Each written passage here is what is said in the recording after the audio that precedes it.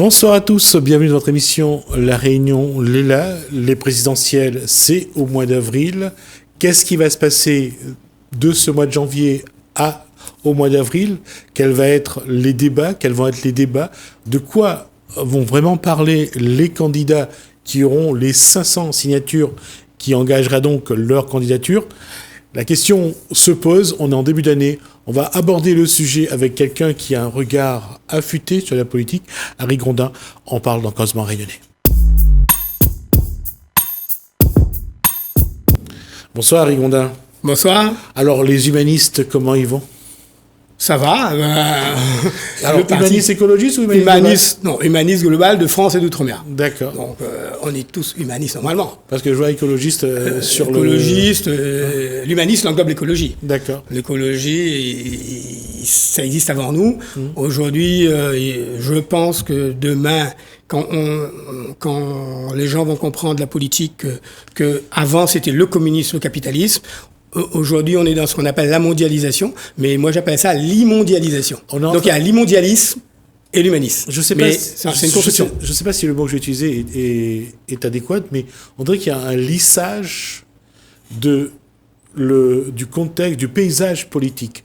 La droite, la gauche, il y a plus tellement, on ne voit plus tellement la différence entre la droite et la gauche, du moins pour ce qui en reste de la gauche ou de la droite. Parce que ce qui existe, il y a une politique mondialiste et qui est vorace, qui prend tout aujourd'hui, et moi j'appelle ça l'immondialisme. Donc, et dans le mondialisme, c'est qui a amené le mondialisme? Les socialistes.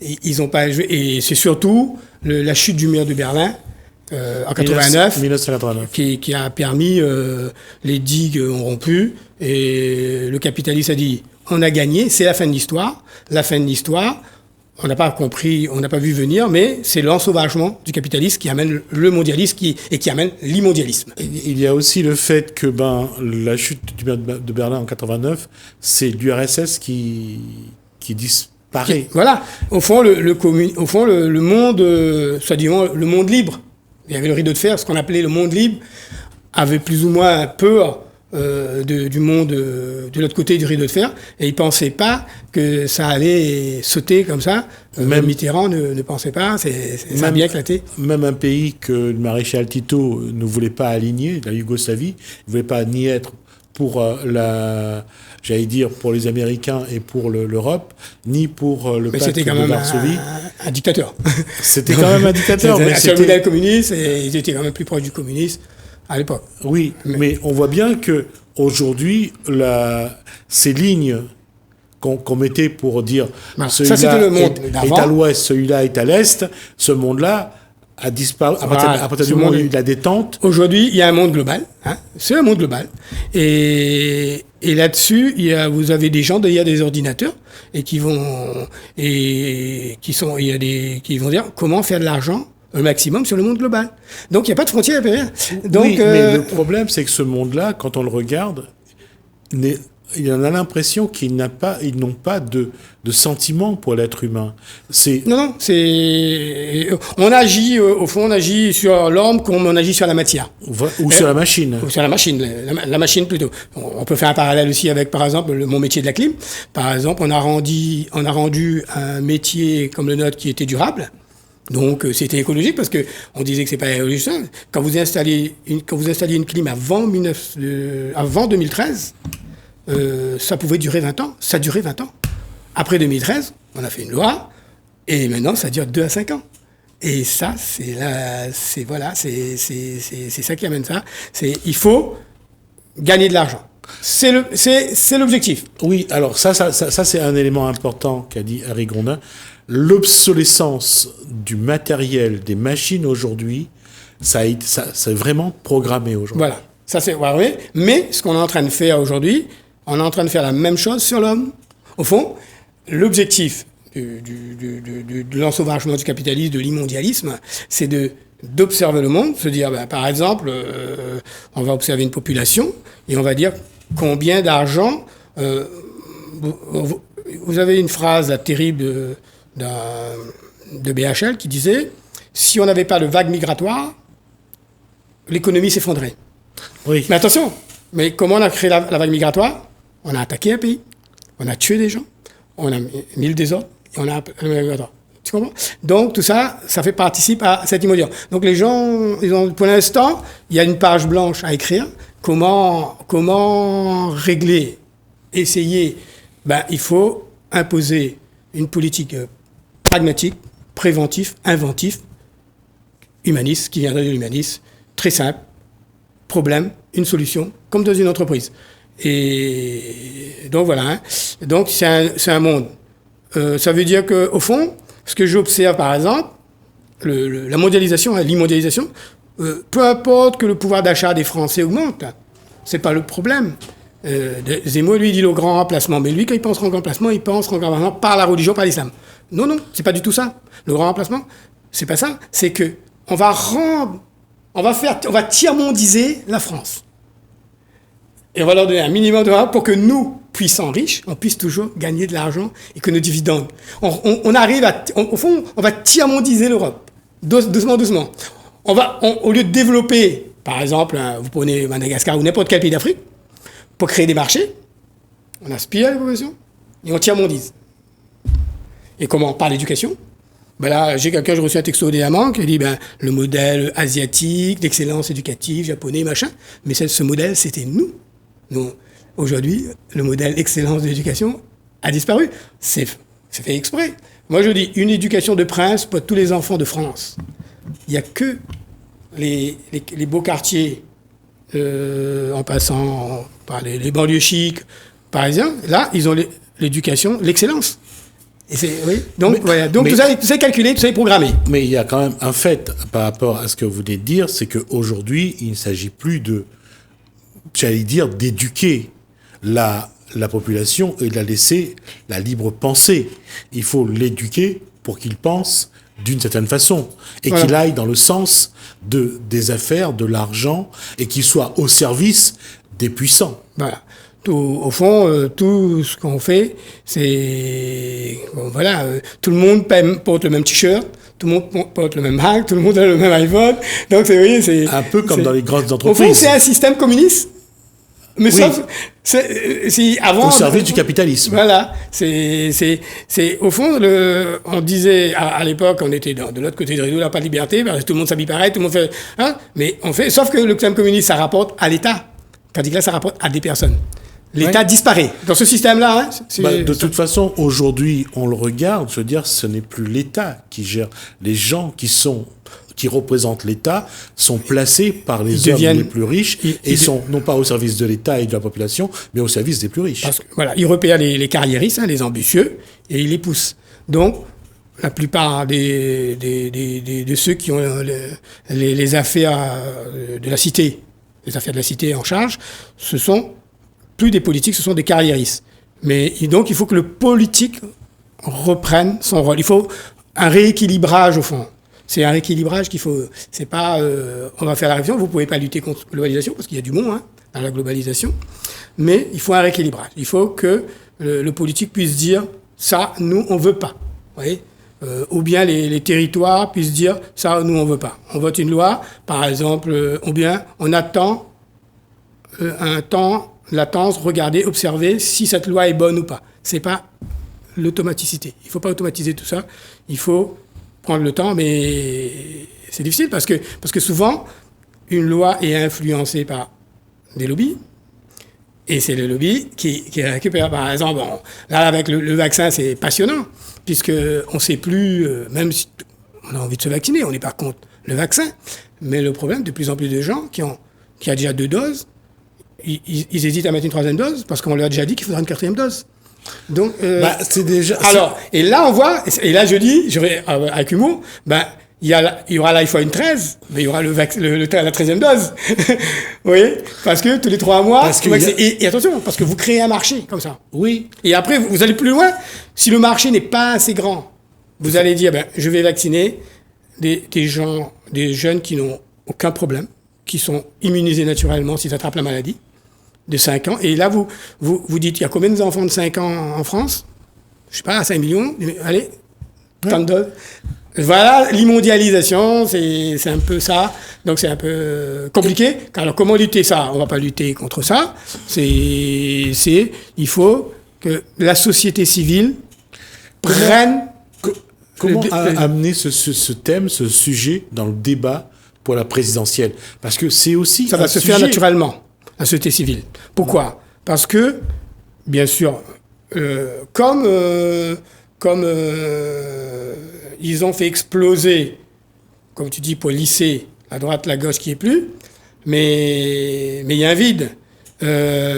Donc, de plus en plus d'ailleurs, on a bien vu, pendant les cantonales, il y a beaucoup de candidats libres qui étaient hors parti. Il y en a même qui ont gagné. Donc, aux députés, là, pendant l'élection de députés en juillet, peu importe le président n'aura pas de majorité. Le président ne pourra pas avoir de majorité, que ce soit Macron, Marine Le Pen, Zemmour, peut-être Pécresse, parce qu'elle a un groupe. Il sera très difficile dire qu'on a 300 députés. La majorité absolue. Absolue. Donc, la société civile, avec 50 ou 20 députés, fera la différence, fera la loi, va équilibrer tout ça. Donc, il faut croire à la démocratie. La démocratie n'est pas morte, hein, et elle vit. Et c'est difficile, mais... Donc là, moi j'incite, dans chaque circonscription de France et d'outre-mer, que des personnalités de la société civile s'engagent pour gagner les élections, pour faire un groupe de la société civile, un groupe de société civile ou humaniste, comme on veut, pour remettre un petit peu du rééquilibrage là-dedans. Ça veut dire que Harry Grondin va faire entendre sa voix? Moi, je vais être candidat sur la circonscription qui va de Saint-Clotilde à Saint-André, en passant par Sainte-Marie et Sainte-Suzanne. C'est l'objectif. Sur la ville, il y a Farid Mangrolia, qui est la société civile, qui voudrait se présenter. Donc là, sur la Réunion, nous, on a 2 déjà candidats de la société civile. Après, il y aura d'autres aussi. Je ne sais pas, à eux de se révéler, à eux de se manifester. Donc aujourd'hui, c'est un appel du pied à ceux qui souhaiteraient porter l'image de société civile. Sachant que le président n'aura pas de majorité. C'est presque sûr, ça. Puisque l'AREM, il y aura... Dans le cas de Macron, s'il est réélu, c'est son objectif. C'est Macron. Oui. Son groupe, à vous de vous battre. C'est à eux et ça va être difficile pour eux sur le terrain. Vous voyez, parce que le terrain, il y aura un rejet parce que Macron, il sera élu avec les voix de qui? Les voix de la gauche. Donc la gauche. Là, c'est plus les voix de la droite. Là. Les deux. Parce que Macron, il est à 27%, mais ils viennent d'où ces 27%? Et la gauche est à 2, 3, 5%. Avant, ces gens-là votaient à gauche. Oui. Donc, c'est les voix de la gauche, les voix fidèles du centre-gauche. On sait qu'en 2017, c'est la gauche qui a élu. Mais après, ces gens-là, quand ils vont voter Macron, mais ils vont peut-être voter un peu pour le candidat du parti qui est proche d'eux, voilà, pas forcément de la reine. Donc, il va se passer quelque chose de très intéressant, de passionnant.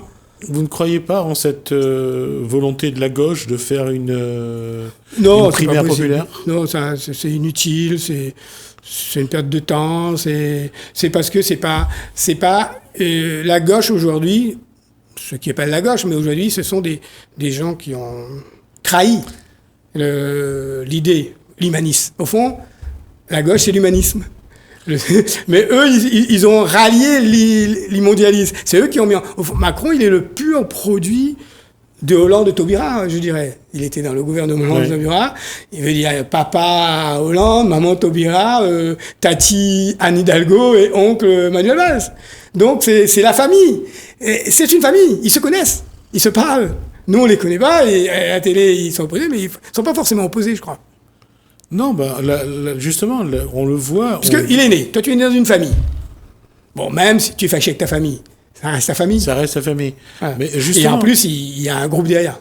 Et c'est là où on voit, par exemple, quelqu'un comme Jean-Luc Mélenchon. C'est un candidat, apparemment, qui a de bonnes... Alors, Mélenchon, il est excellent.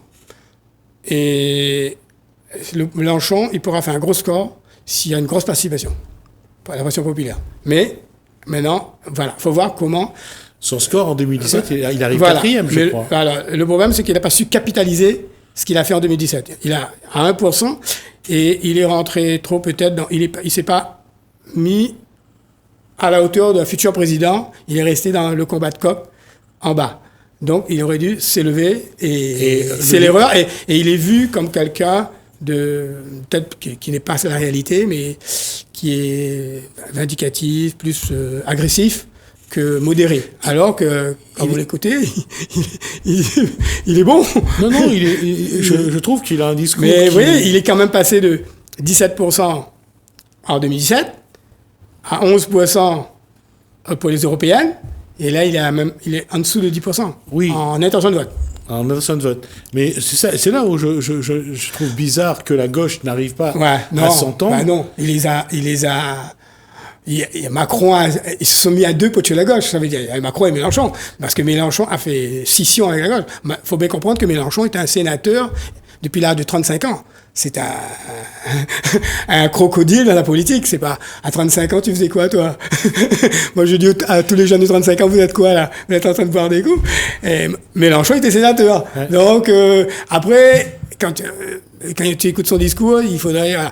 Moi, je pense que quelqu'un qui aurait pu fédérer la gauche, à la FI, c'est François Ruffin. Pourquoi? Et c'est le jumeau de Macron. Il est d'Amiens. Il est du côté de la société civile, des opprimés, on va dire, et Macron du monde capital bourgeois. Vous voyez, c'est vraiment les mêmes âges, tous les deux ont le même âge, et il est bon. Et donc, il aurait fallu qu'ils se mettent d'accord pour pousser François Ruffin et peut-être toute la gauche. Mais c'est pas possible, ça. Tout le monde pense qu'ils vont gagner. Hidalgo pense qu'elle va... De toute façon, son objectif, Hidalgo, c'est d'être devant les écologistes, pour dire que nous, on est toujours devant les écologistes. Et que les écologistes, pour les députés, c'est les écologistes qui vont voter pour les candidats PS. Que ce soit le candidat communiste, Roussel... Fabien Roussel, il est bien, mais il a un déficit de notoriété. Personne ne le connaît. Ouais. Mais voilà, après, ces gens-là, on ne connaît pas trop leur parcours. Est-ce qu'ils ont déjà travaillé leur vie? On ne sait pas. Il existe encore une gauche, mais on n'a pas l'impression que cette gauche-là, elle est organisée. Mais le problème, c'est que la gauche, c'est que personne ne parle du pouvoir d'achat. Nous, les humanistes, on parle du pouvoir d'achat. C'est plus la gauche des années 80. Non, mais c'est surtout, c'est très facile. On a mis un droit au logement. On appelle ça le DAL. Ouais. Il faut mettre un droit qui garantit le pouvoir d'achat des Français, qui est la GPA. C'est pas la gestation pour autrui, la GPA. Il faut pas que ce soit ça. Eux, ils s'occupent des gestations, des GPA, problème sociétal, qui concernent une minorité de Français. Au lieu de s'occuper de la vraie GPA, la vraie GPA, c'est la garantie du pouvoir d'achat. Je crois que les gens, c'est ce qu'ils veulent. À la rigueur, faites votre mondialisation, faites ce que vous voulez, laissez-nous libres, donnez-nous notre garantie du pouvoir d'achat, et la société doit permettre à tous les enfants de France de se réaliser. Je termine là-dessus, Harry Grondin. C'est ça qui va être votre cheval de bataille, cette GPA-là, la gestion du pouvoir d'achat. Et la liberté, rendre la liberté inaliénable dans le temps. On pensait que c'était comme ça, mais il y a un risque d'impérial. Rendre la liberté inaliénable. La démocratie est en danger? Je pense pas. Non. Je pense que la société civile va apparaître sur la scène politique et ça va jouer son rôle. Et je pense pas que Macron, il est contre ça. Je pense même qu'il pousse à ça. C'est de revenir à une démocratie qui soit des gens qui ont un parcours de vie, pas des carriéristes, pas des gens qui disent je suis né, je fais Sciences Po, je suis directeur de cabinet, et tout est tracé, quoi. Ça veut dire que c'est déjà calculé, un peu comme Hollande. Hollande, c'est clair, lui, c'est vraiment, quand il a quitté l'ENA, il a dit je vais être président, ils sont mis avec les copains, on va être président. Voilà, et ça, voilà. Mais on n'a pas parlé de Zemmour. On aura l'occasion d'y revenir avec vous parce qu'il est passionnant aussi, Zemmour. On arrive à la fin, on n'aura pas le temps d'aller plus loin. D'accord. Donc on se reverra sur l'évolution parce que je pense que on va prendre le temps. Parce que Zemmour, il met la réunionisation de la France en avant. Et il met en avant la créolisation. Maintenant, je enlève ce mot parce que j'ai l'impression que ce mot choque en France. Si on veut créolisation, si on veut... et en plus, la réalité, c'est la réunionnalisation. On est réunionnais, on s'est réunionisé. Réunioniser, ça veut dire quoi? Se mélanger. Oui. Donc, la France se mélange. Qu'on le veuille ou non. Que Zemmour le veuille ou non, on se mélange. Vous mettez des jeunes, ils font l'amour, ils font des enfants. Point à la ligne. Et c'est ça la réunionisation. Et mais par contre, la réalisation doit être accompagnée. C'est la politique. Et là, la politique a son rôle à jouer. On va faire l'accompagnement. Et ça, qui peut faire ça mieux que nous? Nous, les créoles, de La Réunion. On est les meilleurs. On reviendra là-dessus la prochaine fois, justement, cette réunionisation, et voir un petit peu dans ce discours voilà, entre ce que disent Zemmour ou autres, comment ça peut évoluer. Merci Harry Grondin et bonne année tout le monde. Pour cette discussion. Merci à vous de nous avoir suivis. Merci Alain, merci François. Je vous dis à bientôt.